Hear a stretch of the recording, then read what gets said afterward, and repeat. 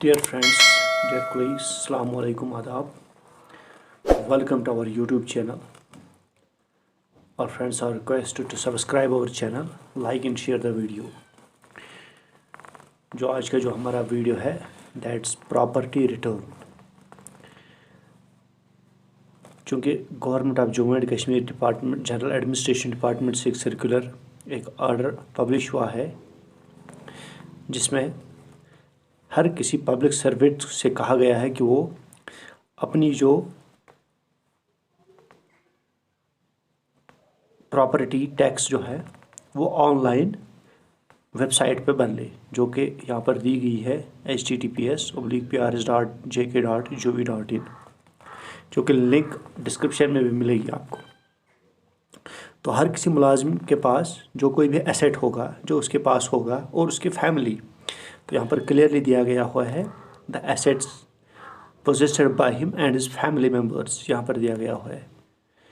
तो कन्फ्यूजन यहाँ पर चला जाता है हमारे बहुत सारे दोस्तों पर, कहते हैं कि जो हमारे पास एसेट्स है या हमारे घर वालों के पास जो एसेट्स है क्या वो हमारे एसेट्स है। तो यहाँ पर दिया गया है clearly the assets possessed by him and his family members which shall include the assets in respect of movable property, the value of which exceeds of his 2-month basic salary in each case। तो ये confusion था यहाँ पर कि जो हमारी जो assets है क्या वो हमारे हैं या हमारे घर के हैं, वो भी दिखाने हैं। तो यहाँ पर क्लियरली दिया गया हुआ है इस सर्कुलर में। तो दूसरा जो सर्कुलर यहाँ पर पब्लिश हुआ था उसके बाद ये मैं दिखाने की कोशिश कर रहा हूँ आपको। यहाँ पर government of Jammu and Kashmir public service declaration assets and other provision circular में है। जब आप फार्म भर लोगे वहाँ पर भी यहाँ पर ये नोटिफिकेशन आता है। तो यहाँ पर भी कुछ पॉइंट्स का यहाँ पर तज़किरा गया हुआ है। नंबर 3 पर अगर आप चला जाओगे, declaration of assets and submission of annual returns by public servant. तो हर किसी पब्लिक सर्वेंट को यहाँ पर जो एनुअल रिटर्न वो आपको भरना है, ये ऑलमोस्ट हर किसी कैलेंडर ईयर में भरना है। इसमें 15 जनवरी तक हर किसी ईयर आपको ही भरना है। तो कुछ चीज़ों का आपको यहाँ पर ख्याल रखना है। नंबर 1, जो इस साल के आप एसेट्स दिखाओगे अगले साल उसमें लगभग वही होनी चाहिए। इनकेस अगर उसमें ऑटोमेटिकली अप्राइज हुआ आपके एसेट्स में तो वो शक शुबा बन सकता है।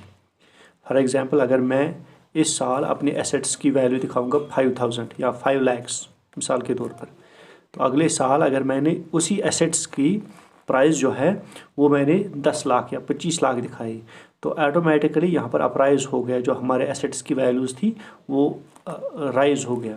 तो इसमें थोड़ा शक शुबा हो सकता है। तो आपको क्या काम करें, जब आप एसेट्स के डिटेल्स भर लोगे, अपने पास की हार्ड कापी रखोगे डिटेल्स में, तो अगले साल आप जब भरोगे तो इन चीज़ों का आपका मेन खास ख्याल रखना है। तो चलिए पहले हम क्या काम करते हैं, मोबाइल फ़ोन में हम सिंपली गूगल में सर्च कर लेंगे प्रॉपर्टी रिटर्न सिस्टम। तो यहाँ पर इसकी वेबसाइट दी गई है प्रॉपर्टी। तो यहाँ पर इसकी जो वेबसाइट है प्रॉपर्टी रिटर्न सिस्टम की यहाँ पर दी गई हुई है। तो इसमें क्या काम करना है, हमको इसमें क्लिक करना है। प्रॉपर्टी रिटर्न टैक्स पर हमको क्लिक करना है।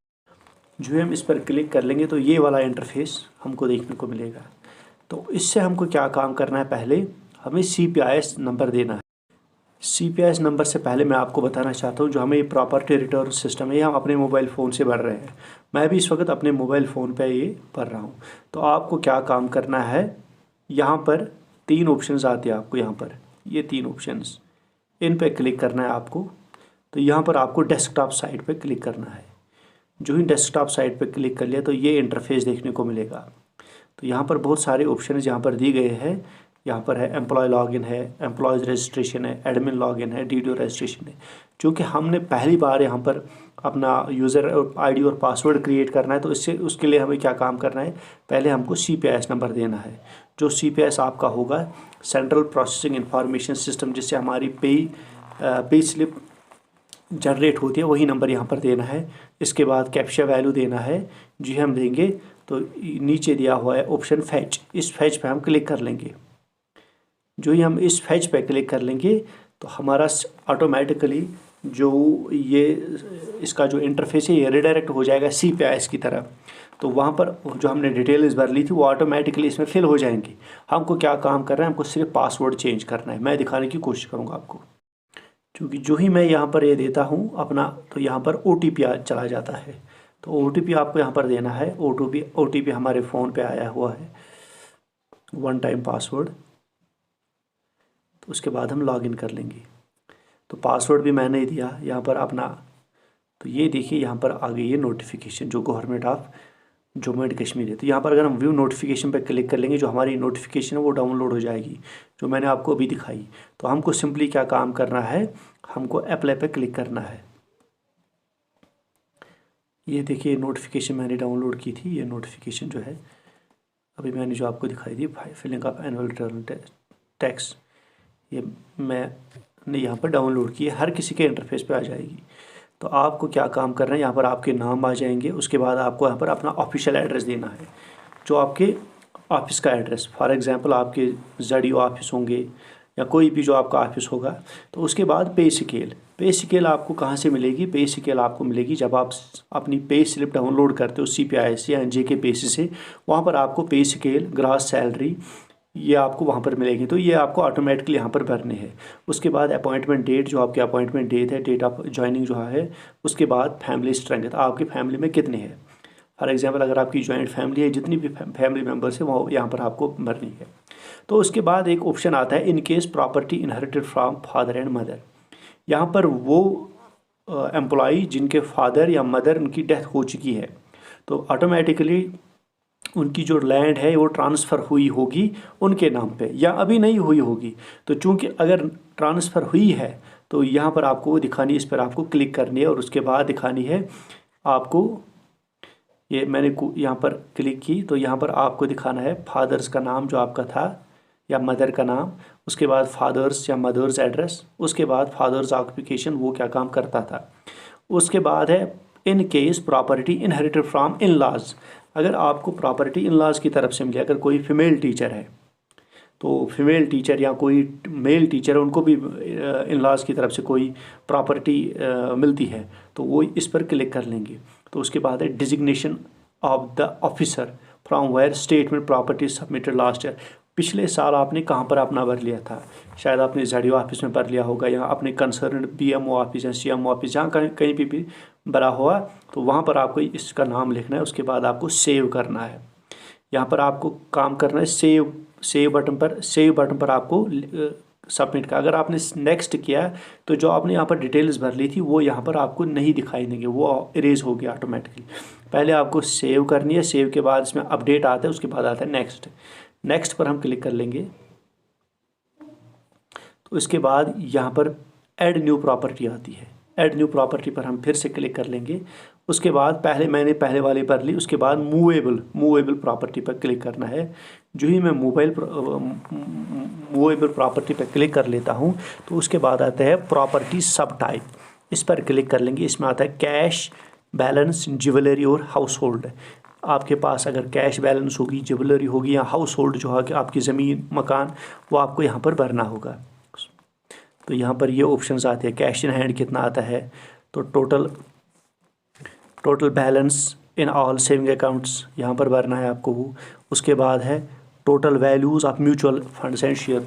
तो ये एक पॉइंट यहाँ पर है, अगर हमने इन्वेस्ट किया है म्यूचुअल फंड्स में या शेयर फंड्स में, हमने कोई शेयर लिए हुए तो वो भी आपको यहाँ पर दिखाने हैं। तो फिक्स्ड डिपॉजिट इन एनी पे, अगर कोई फिक्स्ड चेक हो गया आपके पास, वो भी दिखानी है आपको। तो उसके बाद है total values of any other investment. अगर कोई इन्वेस्टमेंट आपने की होगी कारोबार में या किसी और चीज़ में, वो आपको यहाँ पर दिखानी है। उसके बाद ऑप्शन आता है टोटल वैल्यूज़ ऑफ ज्वेलरीज और ऑर्नामेंट्स, या आपकी घर वाली की कितनी जो ज्वेलरी है वो आपको दिखानी है। क्योंकि जो आपके फैमिली जो सर्कुलर में दिया है बाय हिम और हिज फैमिली मेम्बर्स, वो आपको यहाँ पर दिखाने हैं। प्रीशियस स्टोन्स क्या है। उसके बाद है total value of house hold items में इलेक्ट्रॉनिक्स, लैपटॉप जो होता है, वॉशिंग मशीन, फ्रिज, जो कोई भी है वो आपको दिखाना है टोटल। उसके बाद रिमार्क्स, अगर आपका रिमार्क्स फॉर एग्जांपल आपकी बीवी जो है या आपकी वाइफ है उसको ऑर्नामेंट्स है, तो यहाँ पर आप सिंपली लिख सकते हैं वो उसको गिफ्ट किया है फ्रॉम द इन लॉज। तो उसके बाद सेव करके उसको आपको फिर से नेक्स्ट पे क्लिक करना है। तो सेव आप जब कर लोगे तो यहाँ पर फिर आपको क्या काम करना है, बैक पर क्लिक करना है। तो उसके बाद फिर से ऐड न्यू प्रॉपर्टी पे क्लिक करना है, चौथा ऑप्शन। तो हमने पहला वाला भर लिया था, मूवेबल का भी भर लिया। उसके बाद व्हीकल, अगर किसी के पास कोई व्हीकल होगा 2 व्हीलर और 4 व्हीलर, तो यहाँ पर आपको वो दिखाना है व्हीकल का। यहाँ पर हम क्लिक कर लेंगे, व्हीकल्स पर क्लिक कर लेंगे। उसके बाद यहाँ पर आपको डिस्क्रिप्शन लिखनी है व्हीकल्स की, किस डिपार्टमेंट ने आपको दी है, कब ली है, किस तरीके से ली है, मीन्स अकाउंट वाया लोन या वाया कैश, किस तरह से लिया हुआ है आपने। तो कॉस्ट ऑफ इक्विपमेंट कब लिया है, उतना कितने में लिया है, वो आपको सब भरना है। अथॉरिटी रेफरेंस ARTO अनंतनाग से ली होगी, ARTO श्रीनगर किसी भी से ली होगी, यहाँ पर ARTO का आपको डेफिनेटली लिखना है। उसके बाद ओनर्स नेम, ओनर्स रिलेशन और रिमार्क्स, तो यहाँ पर ये लिखना है। तो उसके बाद हम चले जाएंगे इमूवेबल प्रॉपर्टी पे, जो लास्ट वाला स्टेप है। तो फिर से क्लिक कर लेंगे, यहाँ पर आता है बिल्डिंग, कॉमर्शियल एंड रेजिडेंशियल। पहले आपको ये भरना है बिल्डिंग, कॉमर्शियल और रेजिडेंशियल। ये बिल्डिंग का भरना है, स्टेट, डिस्ट्रिक्ट, तहसील, विलेज, ये आपको पूरा पता होगा क्योंकि आपके पास पता है। आप ये भर लोगे, आखिर में इसको सेव करना है। तो उसके बाद फिर से यहाँ पर क्लिक करना है। उसके बाद लैंड पर क्लिक करना है, जो आपकी ज़मीन है। तो ज़मीन पर लिखना है आपको, यहाँ पर आपके पास कितनी ज़मीन है। तो यहाँ पर खसरा नंबर, वसरा नंबर शायद वो भी देना होगा आपको यहाँ पर। डिस्क्रिप्शन ऑफ द प्रॉपर्टी, जी हाँ, वो आपको देना है यहाँ पर। तो ओनर्स नेम किसके नाम से है, तो यहाँ पर लिखनी है। तो आखिर में एनी अदर, अगर आपके पास और कोई चीज़ प्रॉपर्टी होगी वो आपको यहाँ पर दिखानी होगी, तो इसमें आपको लिखना है। तो ये था प्रॉपर्टी रिटर्न टैक्स का। जो ही आप ये भर लोगे, तो फिर अगर आप अपने डैशबोर्ड पे चले जाओगे, डैशबोर्ड पे जो ही आप चले जाओगे, तो यहाँ पर ये मैंने डिटेल्स भर ली थी, अभी मैंने सबमिट नहीं की है, तो ये मैं एडिट भी कर सकता हूँ। तो एडिट करने के बाद जो अगर मुझे लगा कि कहीं पे गलत है तो मैं उसको ठीक कर लूँगा। आफ्टर दैट इसको मुझे प्रिंट आउट निकाल के अपने पास रखना है, क्योंकि अगले साल फिर से भरना है। और मैंने जो पहली बात कहा था, पहली बात, क्योंकि जो एसेट्स की वैल्यूज़ है वो ऑटोमेटिकली सडनली उसमें ज़्यादा इंक्रीज़ नहीं होना चाहिए। फिर से बताना चाहता हूँ, अगर आपके एसेट्स की वैल्यू 10 लाख है इस साल, अगले साल वो 25 लाख नहीं होनी चाहिए। हाँ, सैलरी में हो सकता है, क्योंकि मुलाजिम को एनुअल इंक्रीमेंट होती है, उसमें इंक्रीज़ हो सकता है, लेकिन जो एसेट्स की वैल्यूज़ है वो इंक्रीज़ नहीं हो सकती है। थोड़ा बहुत हो सकता है, लेकिन उतना भी नहीं हो सकता है। या अगर किसी ने नई प्रॉपर्टी ली होगी अगले साल में, वो आपको इसमें दिखानी होगी, क्योंकि वो मैंने इसी साल, क्योंकि डेट भी आता है किस साल आपने वो ली है। Thank you for watching this video. Hope you will like this and you will share this video. Thank you very much.